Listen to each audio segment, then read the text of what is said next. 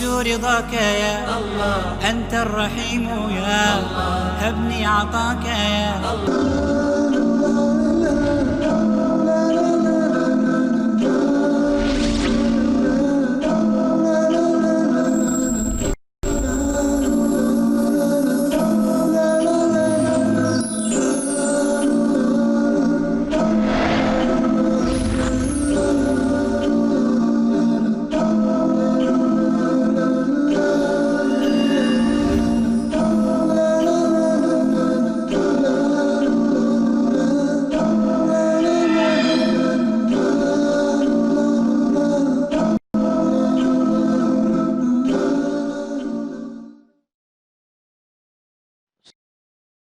السلام علیکم ورحمۃ اللہ وبرکاتہ، نحمدہ ونصلی علی رسولہ الکریم، اما بعد فاعوذ باللہ من الشیطان الرجیم، بسم اللہ الرحمن الرحیم۔ تبارک الذی جعل فی السماء بروجا وجعل فیہا سراجا وقمرا منیرا، وهو الذی جعل اللیل والنہار خلفة لمن اراد ان یذکر او اراد شکورا، وعباد الرحمن الذین يمشون على الأرض هونا وإذا خاطبهم الجاهلون قالوا سلاما، والذين يبيتون لربهم سجدا وقياما، والذين يقولون ربنا اصرف عنا عذاب جهنم إن عذابها كان غراما إنها ساءت مستقرا ومقاما، والذين إذا أنفقوا لم يسرفوا ولم يقتروا وكان بين ذلك قواما، والذين لا يدعون مع الله إلها آخر ولا يقتلون النفس التي حرم الله إلا بالحق ولا يزنون ومن يفعل ذلك يلقى أثاما يضاعف له العذاب يوم القيامة ويخلد فيه مهانا۔ سورہ فرقان کے آخری رکوع کی جو آیات ابھی میں نے آپ کے سامنے تلاوت کی ہے، ابھی اس کا میں ترجمہ کرتا ہوں آپ کے سامنے، تو یہاں ہمارے سامنے ایک پختہ شخصیت، وہ تو بنیادی اساسات تھی، لیکن یہاں اس کی شخصیت کے کیا خد و خال ہونے چاہیے۔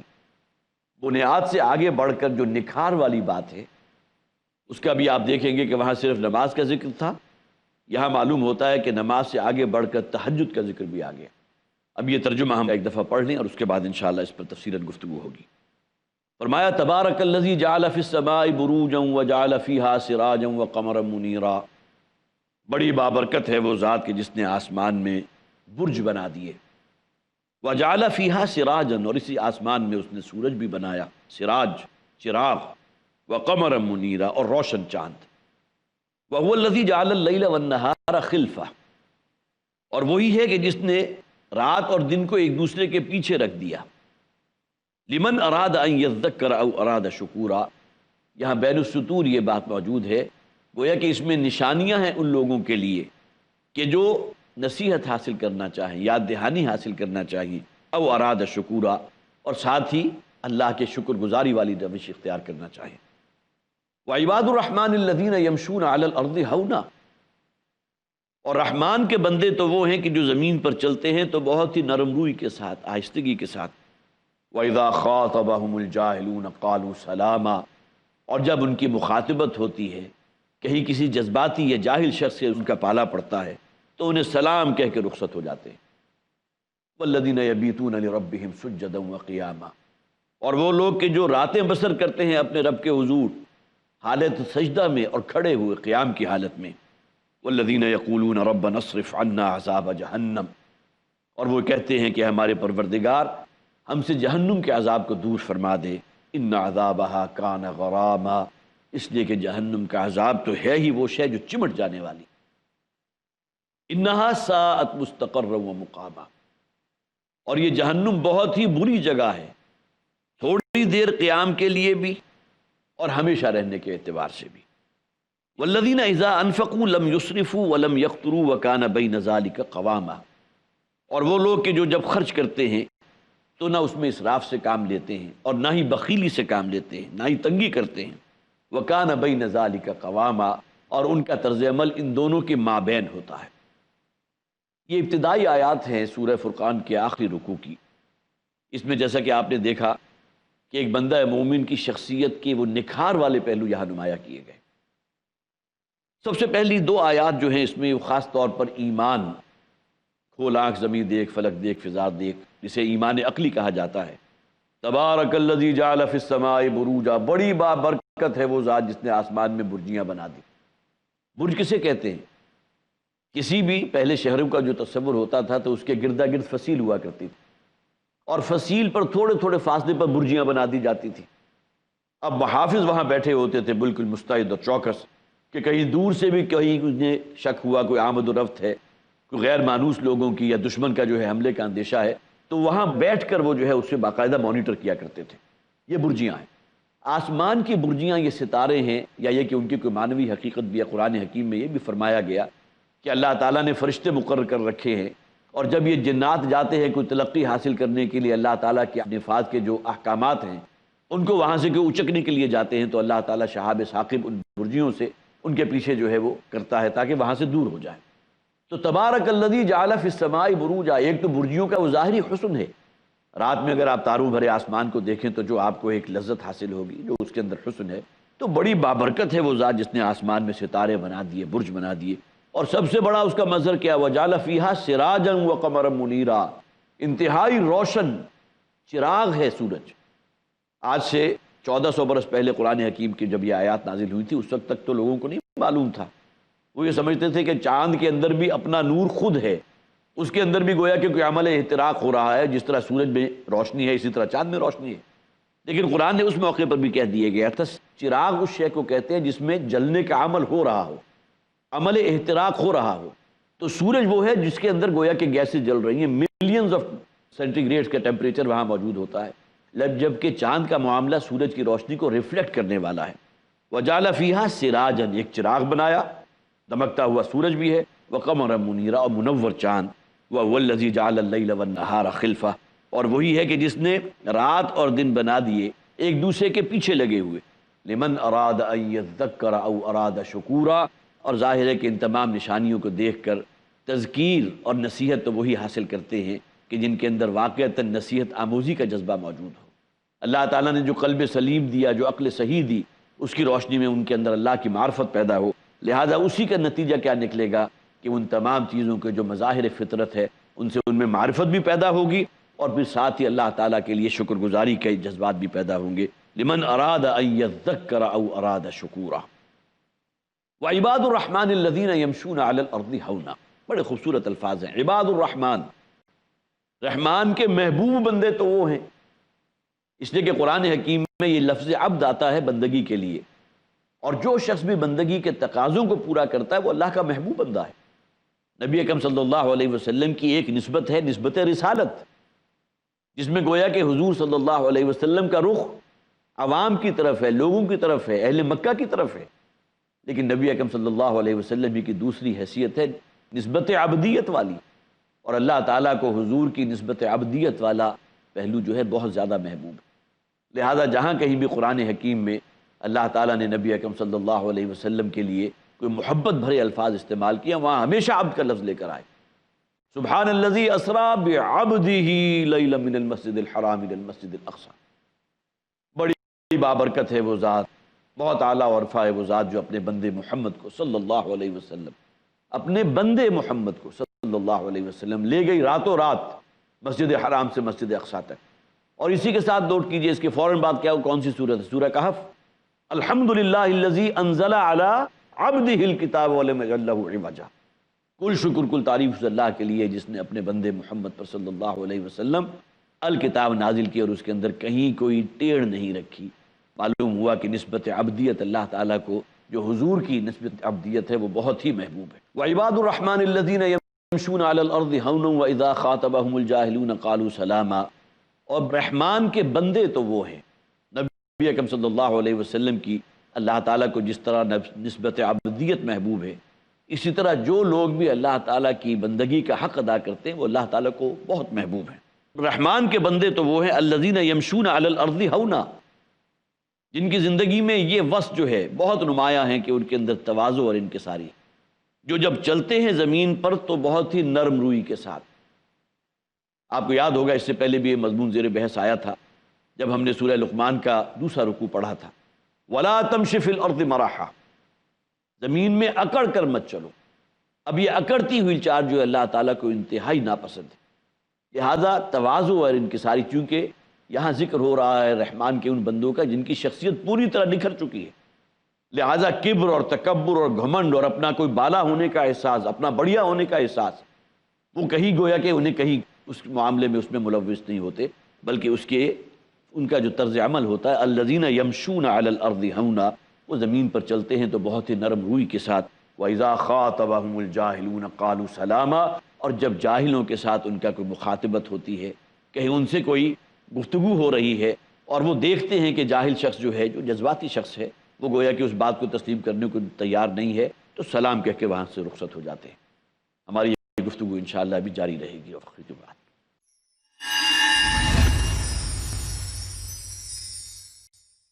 السلام علیکم ورحمۃ اللہ وبرکاتہ۔ وقت سے پہلے جو ہم حصہ پڑھ رہے تھے سورہ فرقان کے آخری رکوع کا، وَإِذَا خَاطَبَهُمُ الْجَاهِلُونَ قَالُوا سَلَامًا، میں نے اس کا ترجمہ کیا تھا، جب بھی ان کی مخاطبت ہوتی ہے یا ان کا معاملہ ہوتا ہے یا کوئی گفتگو ہوتی ہے کسی جاہل شخص کے ساتھ، قَالُوا سَلَامًا، اس کے سامنے دین کی دعوت ضرور پیش کرتے ہیں،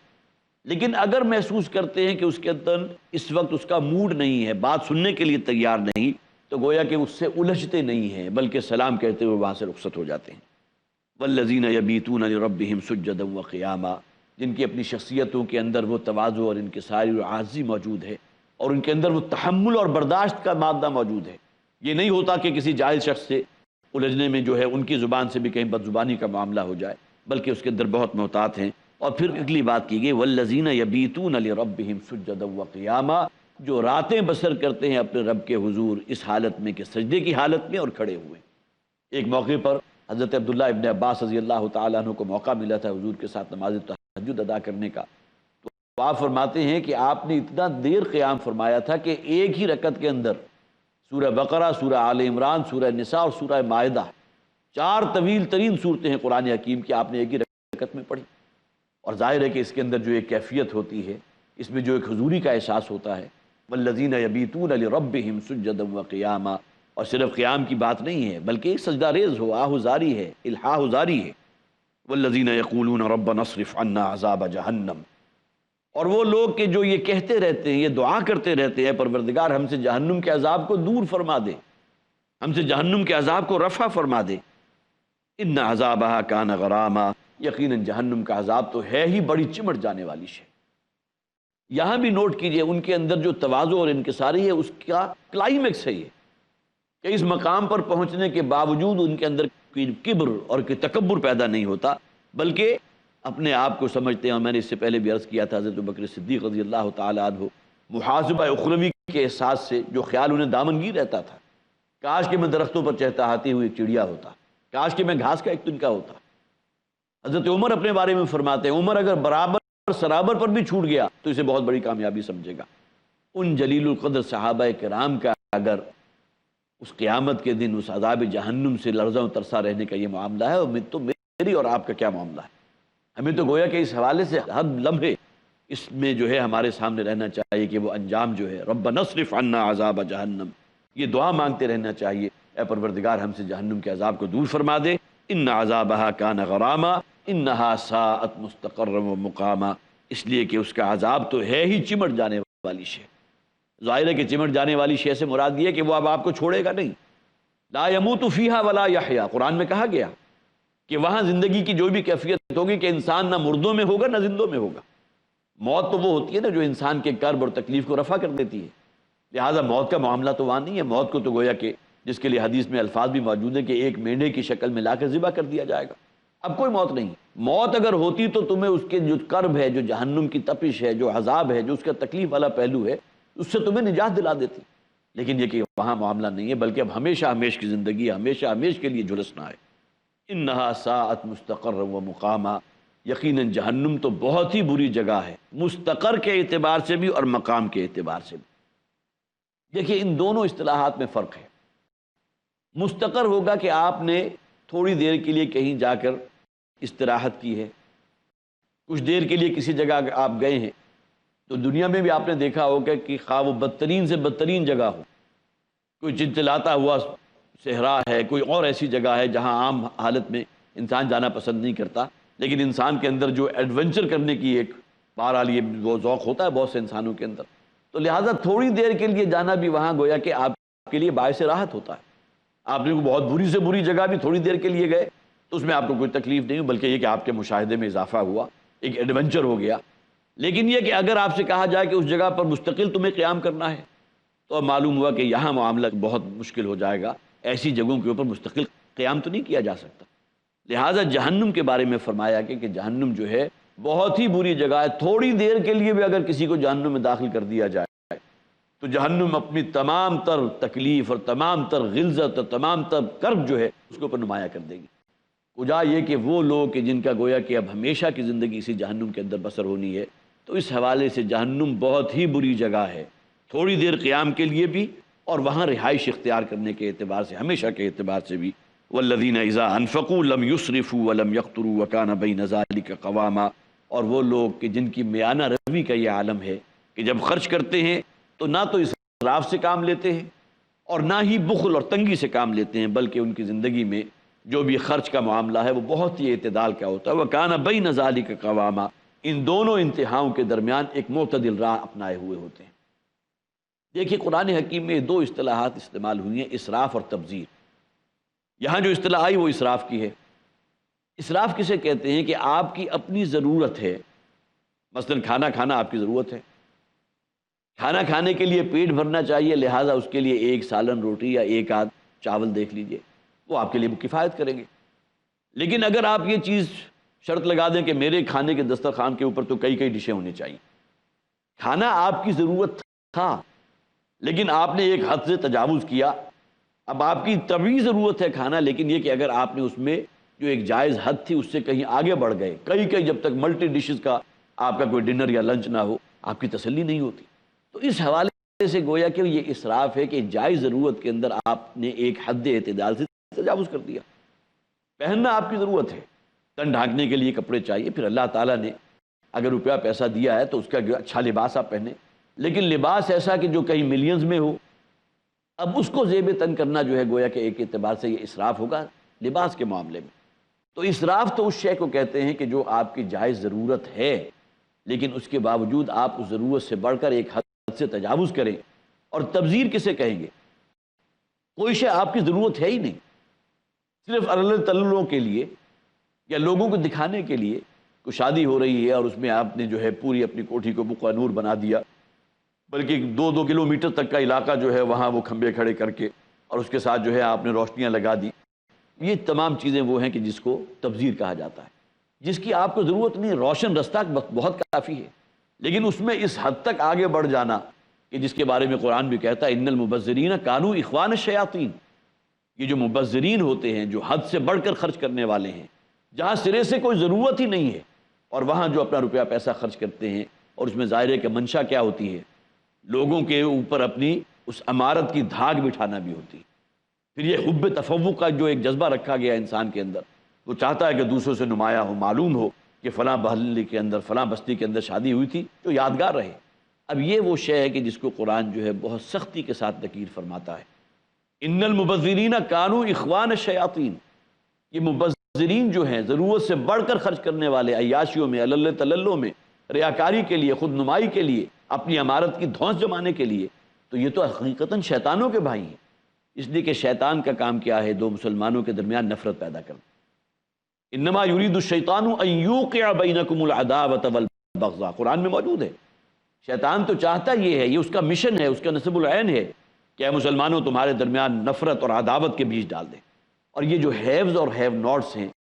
ان کے درمیان نفرت اور عداوت صرف اسی وجہ سے پیدا ہوتی ہے کہ اسراف اور تبذیر کے معاملے میں انسان جو ہے اگر آگے نکل جائے تو جو ہیو ناٹس ہیں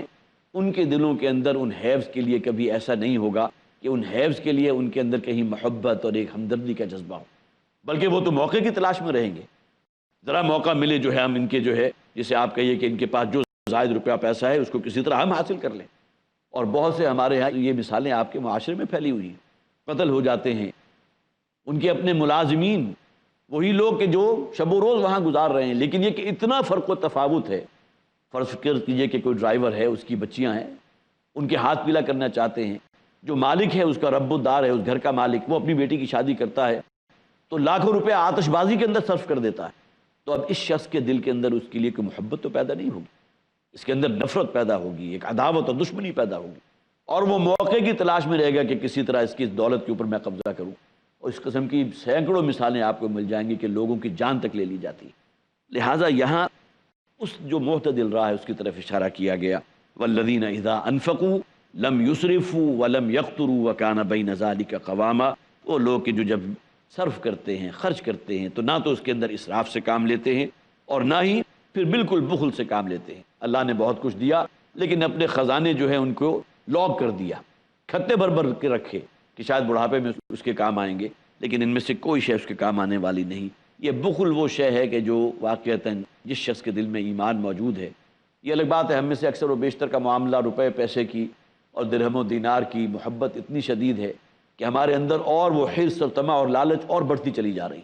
لیکن یہ کہ بہرحال جو روش ہمیں اختیار کرنی چاہیے کہ اللہ تعالیٰ نے اگر دیا ہے تو اس میں گویا کہ ایک حصہ جو ہے مخلوقات کے لیے بھی، ان کے لیے خدمت خلق کا جذبہ جیسے میں نے کہا تھا۔ پھر یہ کہ کوئی اگر طالب علم ہے، اس کے پاس پیسے نہیں، اپنی تعلیم کو جاری کرنا چاہتا ہے، اس کے لیے جو ہے آپ اسے ہیلپ آؤٹ کر دیجئے۔ یتیم ہیں، بیوائیں ہیں، یہ تمام چیزیں جو ہیں کار خیر کے ہیں۔ اور سب سے بڑھ کر جو ہم نے نیکی کی اصل حقیقت میں پڑھا تھا، اس کے اندر خاص طور پر اس دین کو قائم کرنے کے لیے انسان اگر اپنا روپیہ پیسہ خرچ کرتا ہے اور اس کا جو ہے خاص معاملہ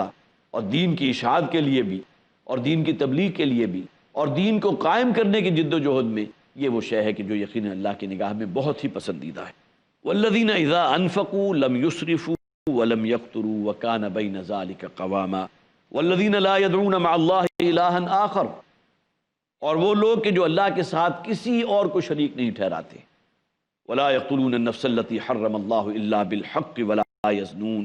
اور نہ ہی وہ قتل کرتے ہیں کسی انسانی جان کو کہ جس کو اللہ تعالیٰ نے محترم ٹھہرایا مگر حق کے ساتھ، ولا یزنون، اور نہ ہی زنا کرتے ہیں، ومن یفعل ذلک یلقى اثاما، اور جو شخص بھی یہ کام کرے گا وہ اس کی پاداش کو انجام کو لازماً پہنچ کر رہے گا۔